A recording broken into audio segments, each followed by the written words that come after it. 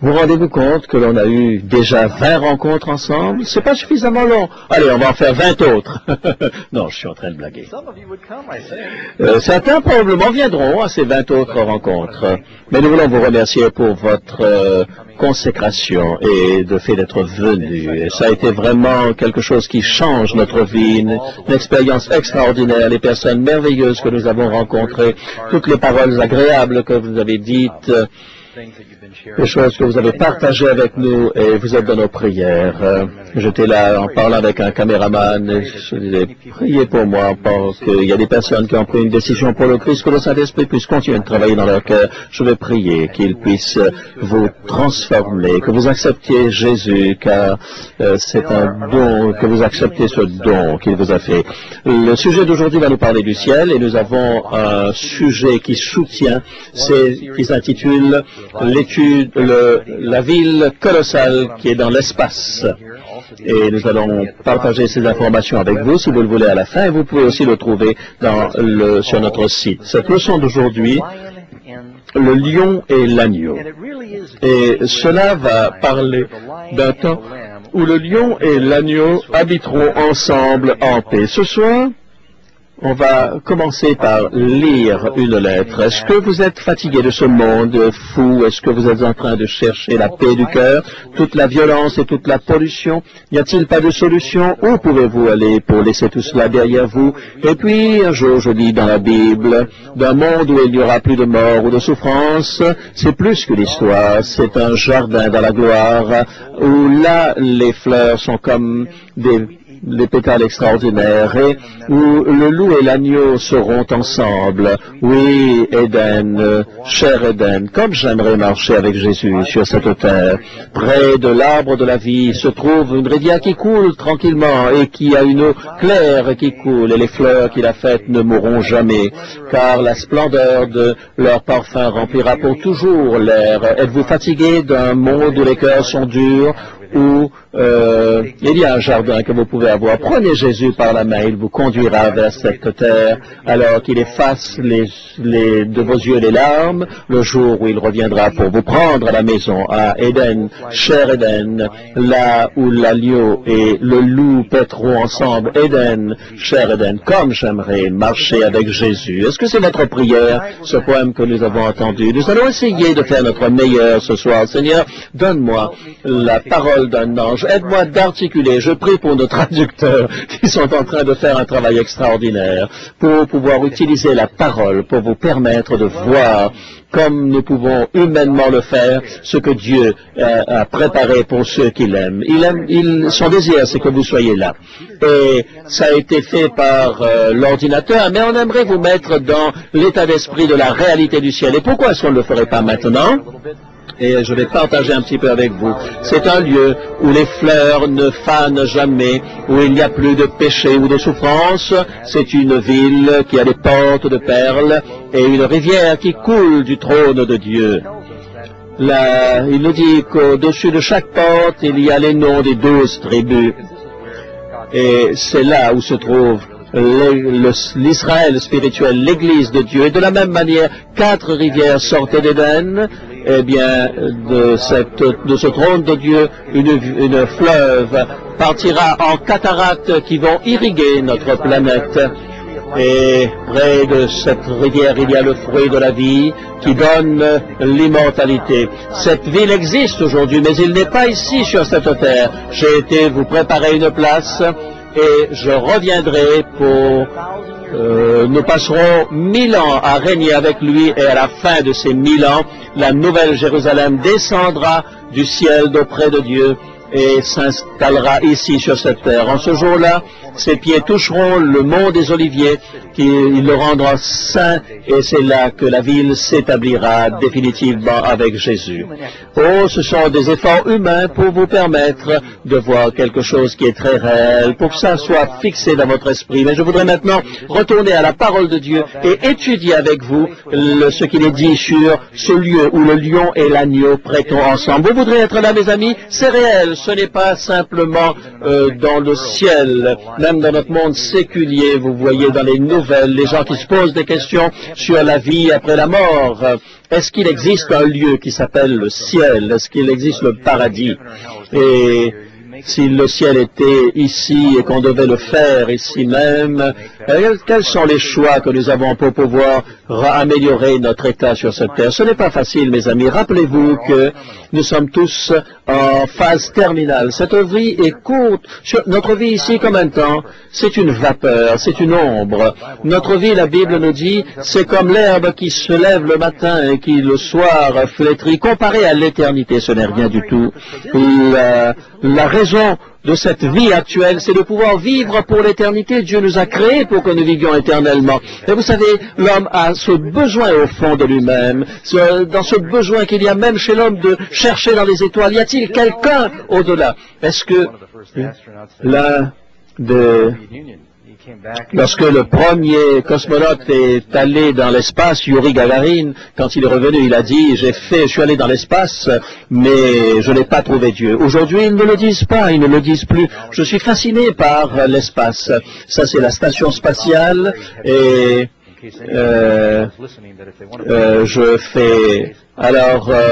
je voudrais, là, si jamais il y a quelqu'un de la NASA qui nous écoute, leur dire que s'ils ont besoin d'un prédicateur pour prêcher dans l'espace, je suis prêt à monter dans leur station spatiale. Je ne crois pas que Jésus est en train va venir dans un objet volant non identifié. Et vous savez, maintenant on a une idée en regardant le cinéma de ce que c'est que les visiteurs de l'espace. Vous voyez, tous les visiteurs de l'espace ressemblent aux êtres humains. Une seule différence, c'est qu'ils sont plus moches que les humains. C'est ce que Hollywood essaye de faire. Mais en fait, les gens que nous allons rencontrer dans ces autres mondes, ce sera splendide. Regardez la variété de vie que nous avons sur cette planète. Vous croyez que Dieu a manqué des idées pour créer notre monde? Il y a des choses que Dieu a préparées, vous ne pouvez même pas les imaginer. D'autres formes de vie intelligente, et j'aurais aimé le rencontrer tout cela, mes amis, c'est réel. Voyons cette cité. Question numéro 1. Quel est l'architecte et le constructeur de cette cité de l'espace? C'est très intéressant si je vous dis que la NASA a envisagé de mettre une cité sur une autre planète, personne ne va sourciller. Mais si vous dites que Dieu, lui, a une cité, on va se dire, mais où est-ce que Dieu a eu la technologie? Comment est-ce qu'il peut faire cela? Nous croyons que Houston, NASA peuvent le faire, mais nous ne croyons pas que Dieu puisse le faire. Dieu a une cité qu'il a préparée pour ceux qu'il aime. La Bible dit dans Hébreux chapitre 11, verset 6, Dieu n'a pas honte d'être appelé leur Dieu car il leur a préparé une cité. Lorsque je parle de ce terme cité ou ville, vous savez, je suis né à Los Angeles et j'ai grandi à New York City, comme vous le savez. Ma mère a vécu à Londres pendant un certain temps. J'ai été au Caire également, dans toutes les grandes villes, la plupart des grandes villes du monde, à un point ou à un autre.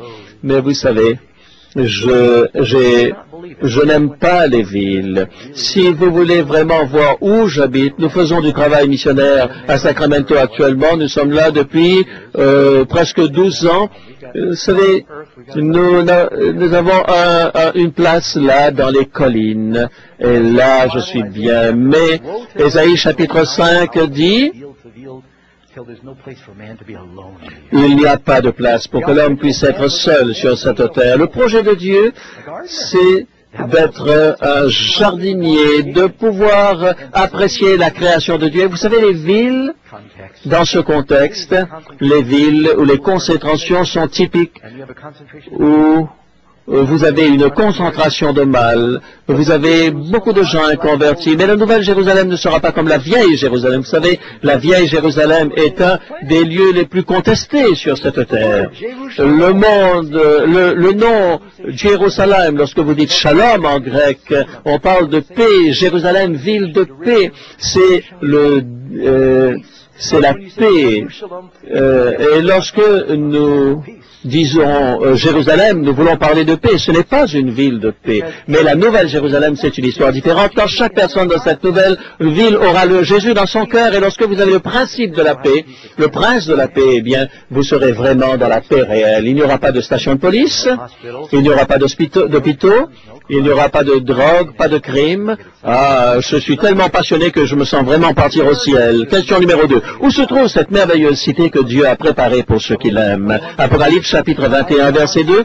Et moi, Jean, je vis descendre d'auprès de Dieu la ville sainte, la nouvelle Jérusalem, préparée, venant du ciel, préparée comme une épouse, où il y a plusieurs maisons dans la demeure de mon Père. Vous savez, la capitale de l'univers sera sur notre planète et nous allons vivre avec le Seigneur, la capitale de l'univers. Vous savez, il y a une quinzaine de jours, je suis allé visiter la Maison Blanche. On est d'accord pour dire que les États-Unis, c'est une puissance majeure dans ce monde. Et quand vous êtes dans la Maison Blanche, hein, vous voyez ça, vous regardez tous les présidents morts passés. Oh là là, il y a beaucoup d'histoire dans ce bâtiment. Mais qu'est-ce que cela comparé en vivant dans la capitale de l'univers, du cosmos, avec Dieu, le président de toute création? Ça va être quelque chose d'extraordinaire. Et encore dans 1 Roi, chapitre 8, dans sa prière d'éducation, « Ô Seigneur mon Dieu, aucun bâtiment ne peut te contenir sur cette terre. » Question numéro 3. Comment est-ce que l'Écriture décrit cette extraordinaire cité de l'espace? Je vais vous donner quelques détails supplémentaires. Apocalypse 21, verset 16. Et la cité a une égale largeur que sa hauteur, c'est une forme carrée. Et la hauteur, la largeur et la hauteur étaient égaux et de 12 000 stades. Vous voyez que les chiffres sont 12 dans cette cité, parce que c'est le peuple de Dieu. C'est quelque chose comme 375 000 sur 500 kilomètres environ d'un côté, lorsqu'on nous dit que la largeur, la hauteur et la hauteur. Le docteur Hardin disait, vous ne pouvez y échapper, que cette ville n'est pas seulement 500 km de long, 500 km de large, mais il y a aussi 500 km de haut. Cela signifie que cela va atteindre l'atmosphère extérieure. Et vous verrez la cité de Dieu, n'importe où vous serez sur cette planète, voyant la gloire de Dieu. Et les murs ont 144 coudées d'épaisseur. On ne parle pas de la hauteur. Les largeurs, l'épaisseur des murs sont de 144 coudées.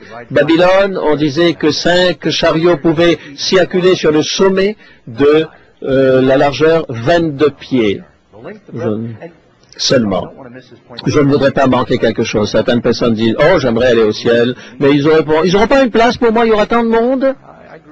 J'ai été élevé ici à New York City. Combien de personnes? 7 millions, 8 millions de personnes? Et c'est seulement 12 kilomètres de long sur 12 kilomètres de large. En quelques heures, vous pouvez marcher d'un bout à l'autre. Cette ville dont on parle est plus grand que l'État de l'Oregon. 16 millions. Ah oui, ça c'est le grand New York. Mais moi je parle juste de la ville. Allez vérifier vos chiffres, madame.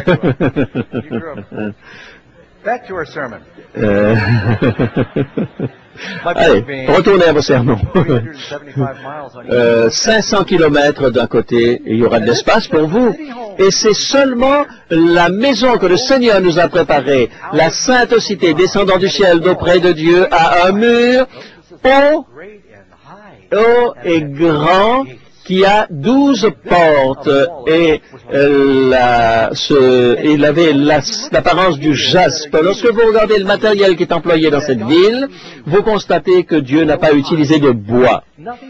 Rien ne doit mourir, parce qu'il n'y a plus de mort dans la nouvelle terre. Tout est fait de minéraux, même les portes de perles sont du minéral translucide. La lumière peut traverser, ainsi le mur lui-même va briller Il y aura toujours le jour et la nuit, car la Bible dit que d'un sabbat à l'autre ou d'une nouvelle lune à l'autre, nous viendrons louer le Seigneur. Dieu est là, et Dieu est la lumière, et en lui il n'y a pas d'obscurité. Il sera la compagnie d'électricité qui va apporter la lumière à cela.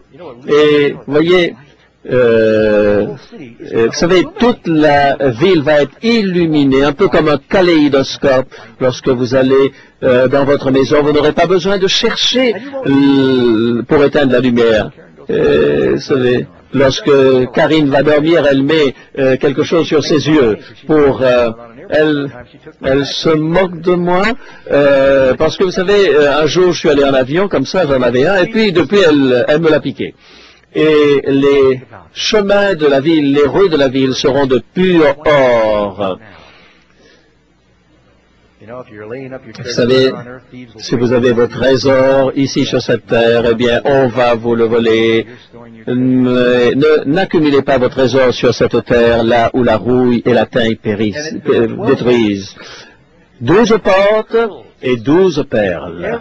Et chacune des portes est une pierre unique.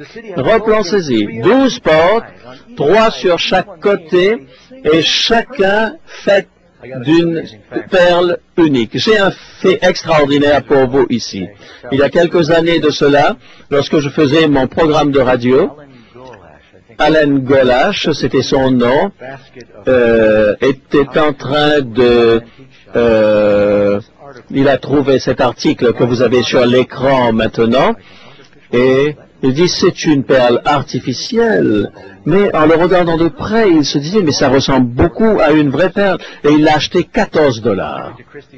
Il l'a apporté chez Christie's, ils l'ont fait expertiser, il n'y en a que 2 comme ça dans le monde, ça valait des millions.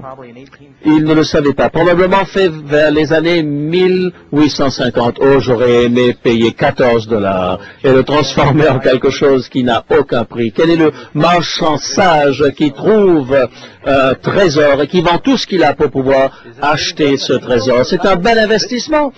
Et il vend tout cela pour ça. Le royaume des cieux est là, incomparable le ciel à ce qu'il y a sur cette terre. Il va tout acheter, tout vendre pour pouvoir acheter cela, nous est-il dit de cet homme sur la terre. Y a-t-il quelque chose de plus, d'ayant plus de valeur que le royaume des cieux? Quoi dans notre vie pourrait avoir plus de valeur que le salut? Réfléchissez quelques instants. Si je devais vous dire, vous pouvez prendre tout ce que vous voulez pour vivre. On va payer tout cela. Vous construisez votre maison de rêve. Et cela est très populaire parce que les gens disent « Oh là là, comme j'aimerais avoir une maison comme celle-là. » Alors supposez qu'on vous donne un chèque en blanc et vous pouvez construire la maison que vous voulez. Et supposez que vous pouvez aussi aller remplir votre garage de n'importe quelle voiture que vous voulez. Et supposez également que vous pouvez utiliser tout votre temps, pendant tout le temps que vous vivez là, il n'y aura rien à payer, et que vous avez un personnel qui sera à votre disposition sans rien payer. Hier, je vois quelques-uns qui disent « Oh là là, je suis en train de nourrir votre convoitise. » Enfin, il est dit « Au bout de 6 mois, vous mourrez. » Vous allez le faire? Alors, qu'est-ce que dans ce monde comparé à l'éternité? Même pas 6 mois comparé à l'éternité. Cette vie vaut la peine que l'on sacrifie l'éternité pour cela? Imaginez que je refasse ce scénario, alors les voitures, l'argent dans la banque, des serviteurs, tous les plaisirs possibles de ce monde, et vous pouvez vivre là pour l'éternité, tout seul. Est-ce que ça serait la même chose? Une des choses qui fait du ciel le ciel, c'est que nous serons tous ensemble. Nous serons avec ceux que nous aimons, nous serons avec Jésus. Retournons à notre ville. Les fondements de la ville et les murs sont garnis de pierres précieuses. J'ai un ami qui a fait des recherches sur toutes ces pierres précieuses. Il avait les noms des 12 tribus en haut des portes, sur le linteau de la porte, et le nom des 12 apôtres sur les fondements. Et il était en train de peindre cela et il était en train de rechercher, et tandis qu'il peignait, il s'est rendu compte que cela ressemblait beaucoup à un arc-en-ciel. C'est l'alliance de Dieu. La cité est fondée sur l'arc-en-ciel de l'alliance de l'Éternel qui ne sera jamais détruit. N'est-ce pas une bonne nouvelle? Retournons aux rues. Les rues sont comme de l'or pur et ils sont comme de verre transparent. Vous savez, il y a différents niveaux de pureté dans l'or et vous savez, lorsqu'il est vraiment préparé, il finit par être pratiquement transparent. Cette ville, sur l'apparence de la cité, elle est comme une épouse préparée pour son époux. D'ailleurs, la gloire de Dieu, c'est le repas des noces de l'agneau. Le Seigneur Jésus vous aime infiniment plus que n'importe quel mari pourrait aimer sa femme. Et il veut vous bénir, vous surprendre avec des bonnes choses, à sa main droite, des plaisirs pour toujours. Ah, j'étais si content le jour où je me suis marié. J'ai voulu avoir une lune de miel spéciale. Et il y avait donc un voyage avec un plus beau bateau, le plus sophistiqué de l'époque. C'était l'Harmonie de Cristal, son nom.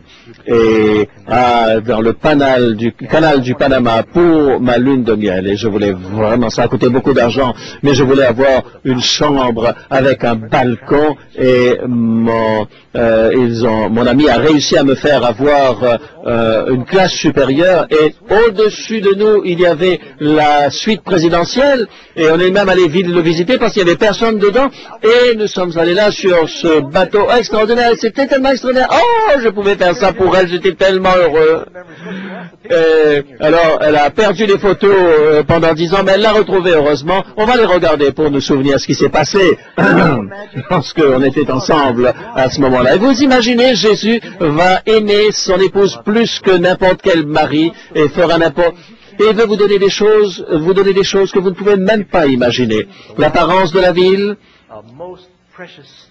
elle était comme précieuse, comme le jaspe, comme une pierre précieuse. Jean qui essaye de trouver des mots pour raconter cela. La hauteur, la largeur et la hauteur sont égales. Certains artistes ont essayé de représenter cela. Et par exemple, peut-être c'est comme ça, c'est peut-être comme ça que les Égyptiens ont fait les pyramides. Et peut-être ça aura sa forme. Une chose que je sais, c'est que ce sera bien fondé et qu'il ne va jamais s'écrouler. Question numéro 4. Quelle caractéristique extraordinaire de cette ville majestueuse assure à chaque citoyen une vigueur et une jeunesse éternelle? Il y a une rivière qui coule du trône de Dieu, dit un cantique. J'ai vu l'Amazone, j'ai vu le Mississippi, j'ai vu le Nil, je n'ai pas encore vu le Gange, mais beaucoup de grandes rivières de ce monde, je les ai vues, le Missouri également, elles sont très larges. Mettez toutes ces rivières ensemble, enlevez la boue, et de chaque côté, il n'y a que des arbres magnifiques de chaque côté, symétriques, pas des branches brisées qui sont séchées ou qui sont difformes. Et l'eau est tellement claire que vous pouvez voir toutes les créatures marines. L'air est parfaitement pur. Et alors que vous vous approchez d'une cascade, rien de semblable au Niagara venant du trône de Dieu. Imaginez cette rivière, 15 000 de large, 25 kilomètres de large. C'est Dieu est celui qui fournit la puissance et ce fleuve fournit l'eau nécessaire à cette ville. Et toute la vie vient de l'eau. Et cette eau va couler des 4 côtés de la cité du trône de Dieu, comme cela sortait du jardin d'Éden, et va irriguer toute la planète. Ce qui est quelque chose d'extraordinaire, c'est qu'il est dit qu'au milieu de la ville, de chaque côté de la rivière, il y a un arbre de vie. Vous pouvez imaginer si la rivière est 25 kilomètres de large, peut-être même plus grand, Allez, donc je ne peux imaginer cela. Dieu, vous ne pouvez l'imaginer. Si la rivière a 25 km de large et cet arbre est sur les deux côtés, en quelque sorte, les racines vont en dessous de la rivière, que les branches vont au-dessus de la rivière. C'est une masse extraordinaire parce qu'il est dit que tous les rachetés vont manger de l'arbre de la vie. Il faudra beaucoup de fruits pour les racheter, n'est-ce pas? 12 fois par année. 144 fruits différents. Alors, si vous n'aimez pas les premiers fruits, eh bien, vous mangerez les deuxièmes. À moins qu'ils ne puissent manger de l'arbre de la vie, c'est comme ça qu'on peut vivre éternellement. Et le plan de Dieu, c'est que nous puissions vivre éternellement. Nous ne savons pas pourquoi les gens vieillissent, pourquoi ils sont malades et ils meurent. Vous savez, on pense que pourquoi les gens ne vivent pas plus longtemps que les tortues. C'était un poisson qui vivait le plus longtemps. Il y a des oiseaux qui peuvent vivre jusqu'à 80 ans. Dieu a prévu que nous puissions vivre pour l'éternité. Le péché est un ennemi. À la fin de notre programme, en passant ce soir, je vais avoir un moment de prière particulière parce que Jésus veut nous guérir dans cette vie. Nous voulons prier pour la guérison physique et aussi pour la guérison spirituelle, pour que nous soyons pour toujours avec le Seigneur. Les feuilles de cet arbre seront pour la guérison de la nation. Mais dites-moi, pourquoi est-ce que nous aurons besoin d'être guéris dans le ciel? Il n'est pas dit que ce sera pour la guérison des malades. C'est une guérison différente. Tout d'abord, je crois que chaque partie de cet arbre, vous pouvez manger les fruits, vous pouvez manger les feuilles. Mais alors que nous nous approchons de cet arbre et que nous sommes sous les feuilles de cet arbre, toutes les barrières qui nous divisent dans ce monde, les nations qui sont contre les nations, les royaumes contre les royaumes, tout cela disparaîtra parce que nous ne serons qu'une seule nation. Ainsi, les divisions des nations disparaîtront, seront guéries. Et au-delà de cela, il est dit dans Malachie chapitre 4, nous irons et nous grandirons. Et nous sommes des pygmées comparés à ce que Adam et Ève étaient. Et après la résurrection, je pense que nous allons avoir la stature du plan que Dieu avait à l'origine. En quelque sorte, nous avons été déformés par le péché. Je ne sais pas. Je sais en quelque sorte que nous allons pouvoir continuer de grandir pour atteindre ce que Dieu a désiré pour nous. Personne ne sera malade là. Est-il vrai, question 5, que cette cité merveilleuse va descendre sur cette terre? Oui, nous lisons Apocalypse chapitre 21 verset 2, et moi je vis descendre du ciel d'auprès de Dieu la ville sainte, la nouvelle Jérusalem, préparée comme une épouse qui s'est parée pour son époux. Je crois, avant que le Seigneur ne détruise la terre avec le déluge, Dieu aurait pu couper cet arbre de la vie. Il a dit, Adam, sors du jardin, je vais garder cet arbre. Et je pense qu'avant le déluge, Dieu a enlevé ce jardin. Dieu a créé toute chose, mais il a planté le jardin lui-même, ce jardin d'Éden. Ainsi, je crois que Dieu le surveille, le garde. J'assume qu'il est dans la cité de Dieu. C'est le Central Park de la Nouvelle Jérusalem pour le comparer à New York. Et il va le ramener ici sur la terre. Et si Dieu il peut le monter, s'il peut faire monter le jardin, il peut faire descendre la ville. Nous allons vivre ultimement après les 1000 ans. Ici sur cette terre, Dieu va réaliser son plan, car, est-il dit dans Matthieu chapitre 5, heureux les débonnaires, car ils hériteront la terre. Nous n'allons pas seulement vivre dans la ville, mais la Bible nous dit, voici, je crée de nouveaux cieux et une nouvelle terre, Ésaïe 65, verset 17. Comment est-ce que le ciel a besoin d'être recréé? La Bible, dans le mot juif, le mot grec, le mot juif, hébreu qui est employé ici, cela ne signifie pas seulement le ciel, ne signifie pas simplement là où habite Dieu, ça c'est le 3e ciel. On parle du 7e ciel. Non, ça c'est pas dans la Bible. Il n'y a que 3 cieux dans la Bible. Et il y a certaines églises qui enseignent qu'il y a plusieurs niveaux de cieux. Et selon votre comportement, eh bien, vous allez dans les différents niveaux du ciel. Ça, c'est malheureux, c'est pas vrai, c'est pas biblique. Il y a 3 cieux, parle la Bible. le ciel signifie d'abord l'atmosphère, là où sont les oiseaux, là où il y a les nuages, et c'est là où se trouve la pollution. Ces cieux que nous voyons, Dieu a séparé dans la Genèse l'eau d'avec les eaux, et le troisième ciel, c'est la capitale de l'univers, c'est là où Dieu habite, c'est le paradis. Ainsi, Dieu va faire de nouveaux cieux, une nouvelle terre, ça veut dire que la terre et son atmosphère va être changée. Qu'est-ce qui va se passer pour les pécheurs et le péché? C'est ce que nous avons étudié dans le millénium. Vous vous souvenez, lorsque la Nouvelle Jérusalem descend, les méchants ressuscitent à ce moment-là, à la fin des 1000 ans. Ils sortent de leur tombeau. Ils n'avaient pas ressuscité lorsque Jésus est arrivé. Ensuite, il va y avoir... donc ces nations vont se réunir sous la conduite de Satan, et à ce moment ce sera le grand jugement. Dieu va faire descendre le feu du ciel sur les méchants qui vont attaquer la ville sainte, et ce feu va les dévorer. Et tous ceux qui sont les orgueilleux vont disparaître, et ils seront détruits par le feu. Les choses seront nouvelles, et ce sera comme de chaume sous nos pieds, comme de la cendre sous nos pieds. Qu'est-ce qui va brûler? Washington DC et toute la planète. Cette planète sera purifiée totalement.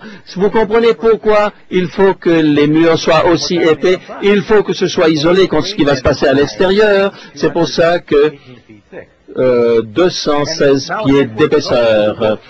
Et la Malachie dit, vous sortirez et vous foulerez sous vos pieds la cendre, ils seront comme du chaume, les méchants.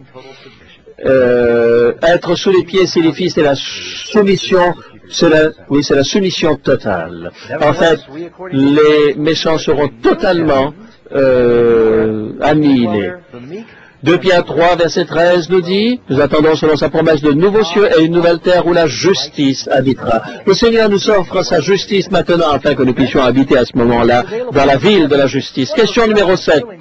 Quelle est la promesse rafraîchissante et extraordinaire que Dieu fait au peuple qui franchira les portes de son royaume nouveau? Lorsque vous pensez à toutes les choses merveilleuses dans le ciel, qu'est-ce qui vous passionne véritablement? Moi je pense, ce que j'aimerais, c'est que je ne serai plus en quarantaine sur cette planète, mais je pourrais être dans tous les mondes, voyager partout. Oh, je voudrais, comme dit le cantique, aller partout. On peut imaginer tout cela. J'aimerais par exemple parler au patriarche. J'aurai quelques chants pour eux, mais la meilleure chose, c'est que Dieu lui-même sera au milieu de cette cité, au milieu de nous. Nous allons voir Dieu face à face, comme le chant le dit. Ne serait-ce pas quelque chose d'extraordinaire? Le Seigneur en personne va vivre au milieu de nous. Oh Seigneur, dit Jésus, je prie qu'il soit avec moi là où je suis. Vous pouvez comprendre pourquoi les agneaux, les méchants s'enfuient loin de la présence de l'agneau, parce que le Seigneur Jésus sera au milieu d'eux. Ils ne s'ennuieront jamais. Le bonheur et la joie seront éternels. Parfois, nous disons, oui, j'aimerais avoir le ciel, mais je préfère avoir $1 maintenant que 10 000 plus tard.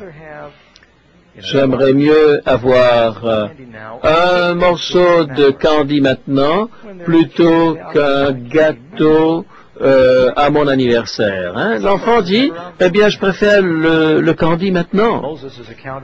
Vous savez, Moïse a été considéré comme un enfant de Dieu parce qu'il a préféré vivre la souffrance de son peuple plutôt que de connaître pour un temps le bonheur de la cour d'Égypte. Dieu est en train d'offrir à ses enfants, ceux ici et maintenant, déjà sa grâce. Il n'y aura plus de mort, il n'y aura plus de souffrance, il n'y aura plus de tristesse, de maladie, plus de pleurs, plus d'hôpitaux, plus de tragédies, plus de déceptions, de troubles, de faim, de soif.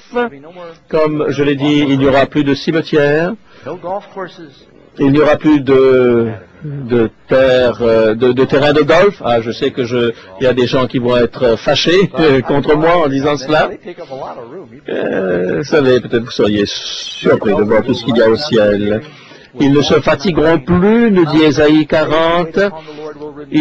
Ceux qui comptent sur le Seigneur renouvelleront leur force, ils rajeuniront comme l'aigle. Est-ce que nous serons fatigués? Jamais. Nous n'aurons plus de fatigue. Nous aurons une vigueur éternelle et nous serons en mesure de nous reposer. Mais ce sera comme lorsque le Seigneur lui-même s'est reposé, c'est-à-dire en se réjouissant de ce qu'il avait créé. Ne serait-ce pas extraordinaire?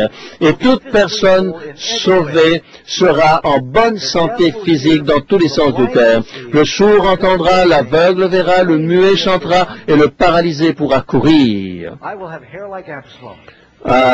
J'aurai une magnifique chevelure lorsque je serai là-haut. Tous les déficits que vous avez lorsque vous serez là-bas seront compensés. Je vais prouver. Mais je ne peux le prouver, mais connaissant le Seigneur, vous savez, j'envoie les cartes, bien souvent lorsque je voyage, et je loue certaines voitures lorsque je voyage, et lorsqu'ils me disent, vous savez, votre voiture est partie, non, mais on va vous donner une voiture plus belle. Jamais ils ne vous donnent une voiture moins bonne, ils vous donnent toujours quelque chose de mieux, parce que si vous n'avez pas la voiture moyenne que vous voulez, ils vont vous upgrader. Il n'y a pas très longtemps, j'étais à Saint-Luc, et là, ma voiture n'a pas pu être... j'étais dans la voiture. Est-ce que quelqu'un a dit, vous êtes à la télévision? J'ai souvent peur. Et des fois, j'ai dit, oui, je suis à la télévision. Elle dit, c'est vous qui vendez des voitures à la télévision. J'ai dit, oui, je regarde votre programme. C'est amazing, amazing. Elle ne se rappelait plus de la suite. Elle a dit, laissez-moi faire ce que je peux, laissez-moi voir ce que je peux faire pour vous. Alors, je vais essayer de vous donner une belle voiture. Oh, j'étais tellement heureux pour ce... Et alors, elle a dit, est-ce que vous auriez aimé une voiture convertible? Et je regarde à l'extérieur, et il n'y avait personne. Je dis, non, Elle a tapé sur sa machine, et puis elle a dit, vous savez, elle m'a donné une Cadillac avec un volant chauffant. À quoi ça sert d'avoir cela? Mais la voiture était froide et c'était agréable d'avoir un volant chaud entre les mains. Vous savez, ces petites choses, j'essaie d'imaginer ce que le Seigneur a préparé pour vous, tout ce que vous avez pu imaginer ici. Vous savez, je crois qu'il y a une voiture particulière pour chacun. Ceux qui ne peuvent pas chanter ici, vous allez conduire la chorale en haut. Vous qui avez de la peine à marcher aujourd'hui, vous allez être les plus grands, les plus rapides à courir là-bas. Et ceux d'entre vous qui avez des problèmes à entendre aussi, eh bien vous allez entendre à 500 km comme Superman lorsque vous serez au ciel. Et ceux qui ne savent pas nager, eh bien, ce que je veux dire, c'est que vous allez avoir la sensibilité de tous vos sens. Vous sentirez des odeurs extraordinaires. Ça peut être pris dans les deux sens, mais je veux dire que vous allez sentir de bonnes choses. La jalousie, la peur, la haine, tout cela va disparaître. L'impureté, l'envie, le cynisme, la corruption, les inquiétudes, tout le mal sera pour toujours banni du royaume de Dieu. Il n'y a rien de mal là, rien que le bien. À quoi ressemblait le jardin d'Éden? Bien, bien, très bien. Dieu va restaurer les choses, sauf que ça va être upgradé, meilleur que ce n'était auparavant. Question numéro 8. En quoi la nouvelle terre sera-t-elle différente de notre terre aujourd'hui? Oui, il y aura quelques différences, mais ce sont des améliorations. Il est dit qu'il n'y aura plus de ciel. Cela ne signifie pas qu'il n'y aura pas d'eau. Nous savons qu'il y a déjà une rivière d'eau. Il n'y aura plus cette quantité d'eau salée qui font mal à nos yeux. Il n'y aura pas ces océans qui séparent ce que nous aimons. Ici, il y aura certainement des étangs, il y aura certainement des lacs partout. Le désert sera comme un jardin, nous est-il dit, et fleurira comme un jardin. Vous voyez, ce que nous avons et que nous voyons aujourd'hui n'a aucune comparaison avec ce que Dieu prépare pour nous. Les animaux ne seront plus une menace pour l'homme, aucune bête ne sera une proie pour une autre, et un petit enfant les conduira. Ce sera le végétarisme pour tout le monde? Vous serez en meilleure santé maintenant. Vous savez ça, que c'est une bonne chose. C'est pas seulement la Bible qui le dit, c'est scientifique. Les gens le savent que c'est une meilleure alimentation. Mais en plus de cela, je suis en train de m'habituer au menu du ciel.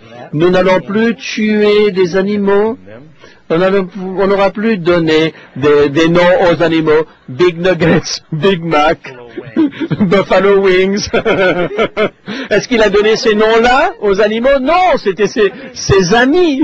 Vous savez, les choses sont corrompues aujourd'hui, n'est-ce pas? Alors, il faut que vous vous habituez à cela. J'ai un autre fait merveilleux pour vous. Est-ce que vous vous souvenez de ce livre qui s'intitule Le Petit Tyke? C'est un livre écrit dans les années 1970. Vous savez, c'était une lionne qui tuait ses petits dans un zoo et voilà qu'elle a eu d'autres petits. Elle essayait de tuer son petit en le lançant vers les barres et ils ont réussi à le prendre. Alors ils lui ont donné à une famille, la famille Resmore, et ils étaient dans la vallée cachée. Ils habitaient là. Ils donnaient soin près de Seattle à ces animaux. Et ce petit animal a commencé à grandir et ils ne pouvaient pas lui donner à manger de la viande. Ils ne voulaient pas manger de la viande. Il y a quelque chose d'anormal. Mais elle continuait de conduire et tout ce qu'il y avait comme végétaux et tout ça, ce petit lion mangeait tout cela. Et ils ont mis un petit peu de sang dans son lait. Eh bien, elle ne le mangeait pas. Vous savez, il y a des images de ce lion ici avec un agneau. Et là, vous voyez ici, on lui donne de la viande dans une boucherie, elle détourne sa tête. Par contre, lorsqu'on lui donne de l'herbe avec un agneau, elle le mange. Ah, c'est extraordinaire, un lion végétarien. Vous pouvez imaginer cela. Tout le monde sait que les lions ont ces canines et ils ne peuvent manger que de la viande. Eh bien, vous croyez que Dieu peut le faire? Finalement, quelqu'un qui avait lu la Bible, vous n'avez jamais lu la Bible, a-t-il dit. Si vous lisez la Bible, au ciel, les lions seront des végétariens. Alors, ils ont arrêté de forcer ce lion à manger de la viande. Eh bien, si le lion peut le faire, vous aussi, vous pouvez le faire, n'est-ce pas? Amen. Ça, c'est un bon point, ça. Point numéro D. Il n'y aura plus de malédiction. Là où il y a eu des épines au début et des ronces, avec le péché, lorsque Jésus est mort sur la croix, on l'a couronné d'épines parce qu'il est devenu le roi du péché d'une certaine manière. Il a pris la malédiction du péché sur sa tête. Toute la malédiction, il l'a pris dans cette couronne d'épines. Et il n'y aura plus là. Est-ce qu'il y aura des moustiques là-haut? J'espère pas. J'espère qu'ils seront plus intelligents qu'ils ne le sont maintenant et qu'ils ne se vivront pas du sang. Il n'y aura plus de violence d'aucune sorte dans cette nouvelle terre. Et on n'aura pas besoin de portes et de fenêtres parce qu'on n'aura rien à cacher. Et vos amis qui vont voler en entrant dans votre maison? Oh, ça va être quelque chose d'extraordinaire. Il n'y aura plus de violence d'aucune sorte et rien de souillé ne se trouvera sur la nouvelle terre. Si nous voulons garder notre corps comme le temple du Saint-Esprit, alors nous devrions le garder de choses souillées. Dieu vous donnera la grâce de le faire. Ne vous découragez pas, chers amis. Ça m'a demandé du temps pour quitter la cigarette. Vous savez, si vous arrive de quitter la cigarette et de reprendre, eh bien, arrêtez, encore une fois, arrêtez à nouveau. Mais je n'ai jamais abandonné. Le Seigneur ne va pas abandonner, lui. C'est vous qui avez tendance à abandonner parce que vous croyez qu'il n'est pas capable de vous pardonner, mais sa grâce surpasse tout. Alors si vous ratez, si vous recommencez 20 fois, revenez, il vous donnera à celui qui vaincra 7 fois dans l'Apocalypse, Jésus le dit, et vous croyez qu'il va dire, maintenant c'est plus possible de gagner? Non! Jésus le dit toujours, vous pouvez être toujours celui qui gagne. Question numéro 9. Il y aura-t-il des enfants dans le royaume des cieux? Si oui, vont-ils grandir? Oui, dans Zacharie chapitre 8 verset 5. Et les rues de la ville seront remplies de jeunes garçons et de jeunes filles jouant dans les rues. Maintenant, pour que quand les enfants vont dans la rue, nous avons peur. Cet après-midi, notre fils Steven est joué à l'extérieur. Et vous savez, il y a un complexe d'appartements. Et on est un petit peu inquiet parce que on se pose des questions par rapport aux gens, des gens dangereux qu'il y a dans ce monde, mais aussi parfois des autres enfants. Et quand on sera au ciel, allez, va jouer dans les rues. Va jouer dans les rues. Allez, va jouer dans les rues d'or. Question numéro 10. Lorsque nous serons réunis avec nos bien-aimés dans le ciel, est-ce que nous nous connaîtrons les uns les autres? Est-ce qu'on va se reconnaître? Est-ce qu'on va le reconnaître grâce à ces vous savez, la vie sera meilleure qu'elle n'était ici. Est-ce qu'on va reconnaître les gens avec leurs rides? Non. Eh bien, même si on n'a pas de rides à ce moment-là, on va vraiment se reconnaître les uns les autres. Chacun se connaîtra. Aujourd'hui, nous voyons comme au moyen d'un miroir, d'une manière obscure, mais alors nous verrons face à face. Aujourd'hui, je connais en partie, mais je connaîtrai comme j'ai été connu. Et je ne sais pas ce que c'est que l'âge le meilleur, peut-être 48 ans, mon âge. Question numéro 11 nous dit, est-ce que les gens seront bien réels, faits de chair et d'os dans le ciel? Quel est le type de corps que Jésus est arrivé? Quand ils ont vu Jésus, ils s'étaient terrifiés parce qu'ils croyaient de voir un esprit, et Jésus a voulu que les choses soient claires. Pourquoi est-ce que vous vous inquiétez, vous êtes troublés? Regardez mes mains et regardez mes pieds. C'est bien moi, touchez-moi et voyez, un esprit n'a ni chair ni os comme vous voyez que j'ai. Et vous savez, il a essayé pour insister sur le fait qu'il avait un corps alors qu'ils ne le croyaient pas et qu'ils étaient dans l'étonnement. Il leur dit, avez-vous quelque chose à manger?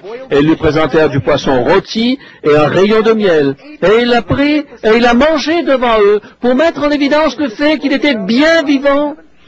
Est-ce que c'était juste quelqu'un qui flottait dans les nuages? Non. Lorsqu'il est monté au ciel, il est parti avec ce corps. Et lorsqu'il est monté au ciel, ce même Jésus qui est monté au ciel, il reviendra de la même manière que vous l'avez vu allant au ciel. Amen. Il faut que j'aille très vite. Nous avons étudié tout cela. Ce même Jésus reviendra. Quel type de corps? Philippiens chapitre 3, verset 20. Jésus-Christ changera, transformera le corps de notre humiliation en le rendant semblable à son corps de gloire, le pouvoir qu'il a de s'assujettir toutes choses. Question numéro 12. Comment, à quoi les justes seront-ils occupés dans le royaume des cieux? Beaucoup de personnes ont des mauvaises conceptions. Si vraiment on peut imaginer ce que c'est que le ciel aujourd'hui, eh bien ce serait tellement mieux, tellement plus facile de vivre une vie sainte sur cette terre si nous pouvions voir cela. Ils croient qu'on va voler comme ces bébés gras que nous voyons ici et là.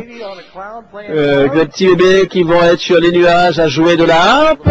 Non, nous avons une autre image du ciel pour vous. Qu'est-ce que vous allez faire au ciel? Est-ce que nous allons flotter sur des nuages? Non, c'est une cité réelle. Voici quelques images. Et c'est plus grand et plus beau, plus brillant que tout ce que vous pouvez imaginer. Une ville de 375 000 de long, de large et de haut. Toute personne est en bonne santé, toute personne est heureuse. Il n'y a aucun doute, aucun soupçon de la part des uns et des autres. Jésus sera là. La seule chose qui restera de cette terre, ce sont les cicatrices. Et les enfants diront au Seigneur, qu'est-il arrivé à tes mains? Le loup paîtra avec l'agneau et un enfant les conduira. C'est tout quelque chose d'extraordinaire, mes amis, et réel. Et tout ce que nous pouvons faire pour essayer de vous apporter cette image la plus belle, nous voulons vous dire ce que le Seigneur a en réserve pour vous.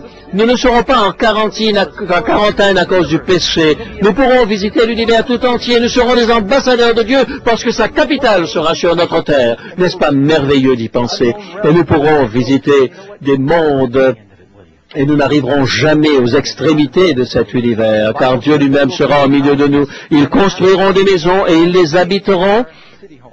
Qui est en train de préparer notre maison? Jésus dit, je suis allé vous préparer une place, mais nous devons partir de là et construire notre propre maison de campagne, parce que Dieu nous a créés pour que nous aussi nous créons à notre tour. Dieu n'a pas voulu simplement que l'on joue de la harpe en flottant sur des nuages. Il veut que nous soyons des gens réels, qui faisons des choses réelles. Ils construiront des maisons, ils les habiteront, ils planteront des vignes, ils en mangeront le fruit, ils ne bâtiront pas de maison pour qu'un autre les habite, ils ne planteront pas des vignes pour qu'un autre le mange, car le jour de mon peuple seront comme les jours des arbres, et mes élus jouiront de l'œuvre de leurs mains. Et un jour, une personne a dit à quelqu'un qu'il payait, je vous paye bien, pourquoi est-ce que vous n'utilisez pas des plus beaux vêtements? Je regardais votre voiture, je dis, vous savez, je fais beaucoup pour soutenir la mission, pour soutenir l'Église, mais vous devriez penser plus à vous-même, a dit cette dame qui employait cet homme. Ils sont morts tous les deux, nous dit l'histoire, et ils sont allés au ciel. Et voilà que l'ange emmène les uns et les autres, et il dit à l'un, ben voilà, elle a une petite maison modeste, et elle est très contente de sa maison, mais elle regarde de l'autre côté de la colline, et elle voit une maison magnifique, et ça appartient à un prophète, un roi, et non, ça appartient à votre chauffeur. Quoi? A-t-elle dit? Qu'est-ce que vous êtes en train de me raconter? Mais c'était mon chauffeur. Il est dans cette magnifique maison là-haut. Oui, mais comment ça se fait qu'il est dans une si belle maison? Ah, mais en fait, il a fait beaucoup plus de satellites que vous n'en avez fait. Où est-ce que vous mettez vos trésors, hein? Eh bien, si vous êtes dans une petite maison ici, vous devez investissez dans les choses du ciel. Question numéro 13. Quelles sont les autres activités extraordinaires que les rachetés auront lorsqu'ils seront? Les yeux des aveugles s'ouvriront. Les oreilles des sourds seront débouchées. Celui qui est paralysé pourra sauter. La langue des muets éclatera en chant d'allégresse. Il ne se fera ni tort ni dommage sur ma montagne sainte. Le loup et l'agneau paîtront ensemble et un petit enfant les conduira. Ils pourront chanter, jouer de la musique céleste. Vous savez, parfois j'ai un petit peu peur de chanter parce que ma voix tremble un petit peu. Vous savez, les cordes vocales, vous savez, le problème c'est que j'ai une bonne oreille et une mauvaise voix, alors je sais quand je chante faux. C'est vraiment désagréable. Quand vous chantez faux et que vous ne le savez pas, vous pouvez chanter vraiment et faire autant de bruit que vous voulez. Mais pour toujours, nous pouvons chanter de nouveaux chants et nous pourrons visiter nos bien-aimés, les patriarches, les prophètes, etc. Il y aura des réunions bénies dans le ciel. S'il y a des bienheureux de vos bien-aimés que vous aimeriez revoir, je vous ai dit suffisamment de ma vie. Vous savez, mon grand-père juif croyait en Jésus. Et j'ai prié pour lui, je lui ai dit au revoir, il dit, Dougie, je vais te voir au ciel, je te verrai là-haut, je vais mourir demain, le jour de son anniversaire. Effectivement, il est mort le jour de son anniversaire, le lendemain, et je le verrai dans un corps glorifié. Mais ça, ce sera spécial. Certains d'entre nous avons perdu des enfants. Karen et moi, nous avons mis notre fils qui est mort dans un accident de chantier dans la tombe. Et je sais, j'ai montré les images une fois dans une rencontre comme celle-là. Je vois un ange qui est en train de donner son enfant à une maman. Quelqu'un m'a dit, est-ce que vous pourriez me donner une photo de cela?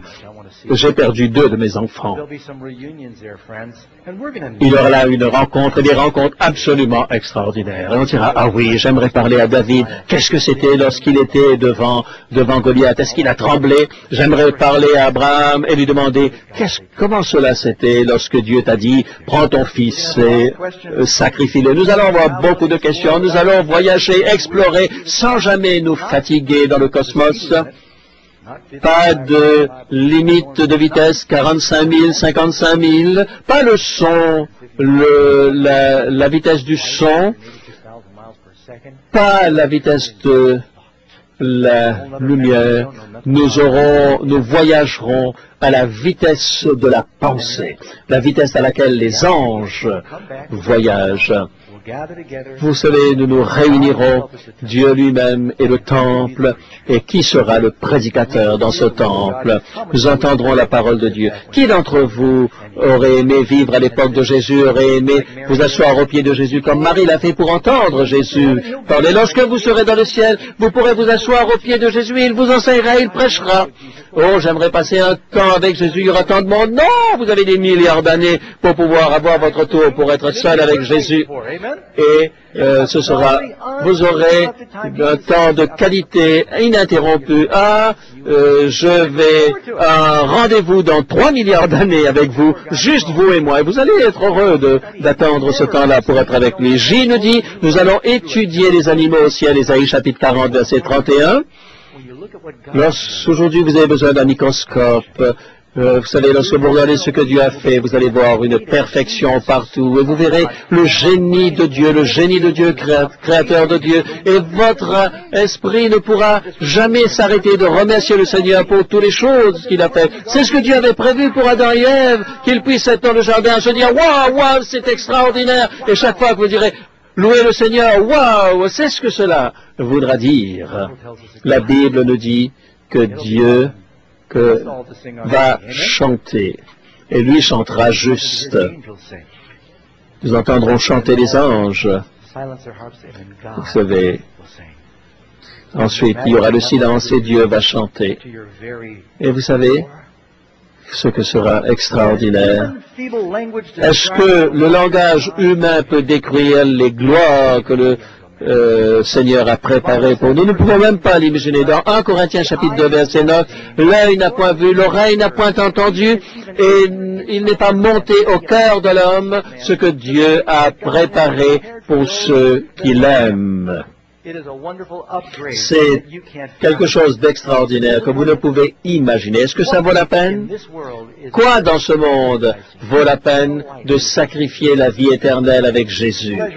Les plaisirs, vous allez sacrifier cela pour les plaisirs mauvais de cette terre. Ce serait si malheureux. Ce sera comme un jeune qui dit, je préfère avoir une voiture Matchbox, une petite voiture, plutôt que d'avoir une magnifique Ferrari. Vous savez, sacrifier la vie éternelle avec Jésus pour des choses qui ne durent pas. Il y aura, car les petites afflictions de ce moment, regardez comme c'est bien dit, car nos légères afflictions du moment produisent pour nous, au-delà de toute mesure, un poids éternel de gloire, parce que nous regardons non point aux choses visibles, mais à celles qui sont invisibles. Vous savez, vous avez un petit peu de plaisir sur cette terre, après vous êtes malheureux pendant longtemps. Vous savez, vous avez ce besoin de la drogue, et puis quand ça descend, vous avez le plaisir de boire, et ensuite la honte d'être ivre. Vous avez le plaisir d'un moment, et puis la culpabilité d'une relation et la honte d'une relation maritale inappropriée. Mais dans le ciel, aujourd'hui, nous avons des luttes contre la tentation, mais à ce moment-là, ce sera la dignité pour toujours. Et vous n'avez pas besoin de choisir. Vous n'avez pas besoin de choisir, oh, donnez-moi mon candy maintenant et perdre l'éternité, c'est ça? Ou bien voulez-vous dire au Seigneur, Seigneur, je veux vivre l'affliction avec ton peuple aujourd'hui. Garde les yeux fixés sur Jésus et que je puisse toujours me souvenir de ce monde que tu me prépares. L'important, c'est que vous puissiez vous en souvenir. Vous savez, si nous pouvions juste voir une vidéo de ce que ce sera dans le ciel, la tentation filerait le plus vite possible. Voyez, les prophètes Les prophètes, lorsque Dieu leur donnait des visions, cela leur donnait la possibilité de supporter mieux la tentation. Si vous croyez que c'est vrai, alors vous trouverez la force de dire non à Satan et oui à Dieu. Et nous ne nous souviendrons plus des choses passées, car Dieu aura effacé toute larme de nos yeux. Est-ce que ce royaume sera préparé pour moi personnellement? Oui, Jésus a dit, c'est pour tous ceux qui le veulent. Est-ce que vous êtes dans tous ceux qui le veulent? Est-ce que vous l'êtes dans ce royaume? Il a dit, je vais vous préparer une place pour vous. Oui, pour vous.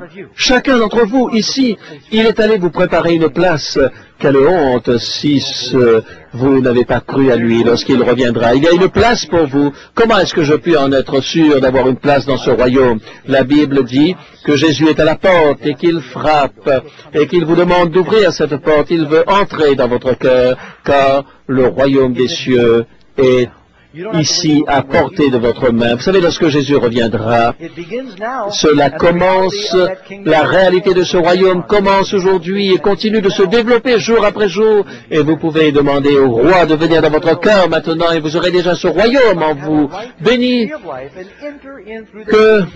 qu'il puisse entrer par les portes de la cité dans Apocalypse 22, verset 14. Heureux sera celui qui lave sa robe afin d'avoir droit à l'arbre de vie. Vous voulez manger de cet arbre, vous serez béni. Mais vous devez lui faire confiance suffisamment pour l'obéir. Celui qui vaincra héritera de toutes ces choses. Apocalypse 21, verset 7. Le sang de Jésus va rendre cela possible, car il nous purifie de tout péché. L'année dernière, nous sommes allés en Nouvelle-Guinée, en Russie, en Australie, en Corée pour notre évangélisation. Nous aimons étudier les coutumes de tous les endroits où l'on va. Oh, j'aimerais apprendre l'Hindoustani, la langue des Indiens, de l'Inde. Vous savez, nous nous préparons pour aller dans un monde où Dieu désire que nous soyons des ambassadeurs de ce monde aujourd'hui. Nous voulons parler de la manière dont on parlera dans le ciel. Comment est-ce qu'ils passent leur temps? Ils glorifient Dieu. Faites-le déjà maintenant. Est-ce qu'ils s'habillent différemment? Est-ce qu'ils utilisent Est-ce qu'il y aura de l'argent dans le ciel? Il y aura de l'or là où nous marcherons. Je ne pense pas qu'on aura besoin d'acheter quelque chose. Mais vivons déjà maintenant comme nous vivrons dans ce monde à venir. D'abord, nous devons accepter l'agneau si nous voulons faire face au lion. Il est venu comme un agneau la première fois. Il revient comme un lion rugissant. Et vous ne pouvez l'accepter comme le lion si vous ne l'acceptez d'abord comme l'agneau qui ôte le péché du monde. C'est mon désir. Je veux être dans cette terre, pas vous. Un père a pris son fils une fois et l'amener à Los Angeles. Il lui a acheté un chien. Vous savez, lorsqu'on achète il a regardé à tous ces différents chiens et il a vu un chien qui était dans une cage et la queue était en train de s'agiter furieusement. Et le père a dit, non, je ne veux pas. Mais pourquoi tu veux ce chien-là? Mais parce que il a une bonne fin, un happy ending. Dieu a un happy ending pour vous, mes amis. Il y a une terre, et par la foi, je peux le voir au loin, car notre Père attend sur le chemin pour nous préparer un lieu là. Il veut que vous soyez là, chacun d'entre vous, il vous prépare cette place. Jean, chante.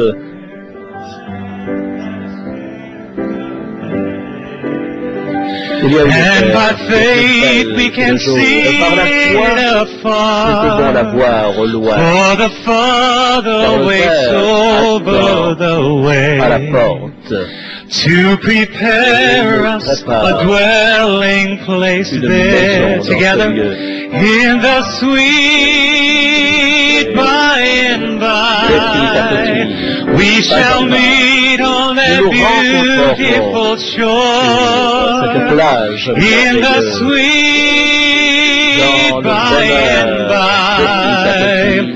We shall meet on that beautiful shore.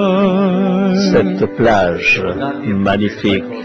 Ce ne serait pas approprié aujourd'hui sans vous donner la possibilité de répondre à Jésus ce soir d'une manière particulière. Y a-t-il des personnes ici? pendant ce soir, je veux dire, et le Saint-Esprit vous parle. Et il dit, vous savez, j'ai été distrait par le monde. Vous avez remis, mes yeux étaient rivés sur les choses de ce monde. Je veux fixer mes regards sur Jésus. Est-ce que c'est votre désir, mes amis? Est-ce que vous voulez dire au Seigneur, Seigneur, fais dans ma vie ce que tu désires faire pour me préparer pour être une pierre dans ta maison. Oui, le Seigneur peut la maison du Seigneur peut commencer dans votre cœur aujourd'hui. Est-ce que vous avez ce désir? Je vais faire quelque chose maintenant, ici. Je vais vous demander, s'il vous plaît, ne vous en allez pas, parce que c'est gênant lorsque les gens commencent à sortir de la salle. C'est un moment sacré. À vous qui êtes ici, je vais vous parler cœur à cœur. Il y a des personnes ici, dans votre cœur. Vous n'avez pas encore pris cette décision, Seigneur. Je veux t'accepter et faire de toi le roi de ma vie. Je suis prêt ce soir de dire, je ne veux pas retourner en arrière. Je veux mettre Jésus devant mes yeux. Je veux lui donner le trône de mon cœur pour que je puisse être dans son royaume. Je veux te faire confiance. Je veux que mes priorités soient au bon endroit. Cherchez d'abord la justice et le royaume de Dieu. Y a-t-il des personnes qui veulent se lever et dire, Seigneur, c'est mon désir. Je me suis battu. J'aimerais prendre cette décision maintenant de chercher d'abord ta justice et ton royaume. Ceux qui regardent là dans les sites où vous vous trouvez, si vous entendez la voix du Seigneur, n'endurcissez pas votre cœur avant de terminer. Je voudrais dire quelque chose de particulier. Je voudrais inviter John de venir se mettre à genoux avec moi ici et je voudrais prier pour vous.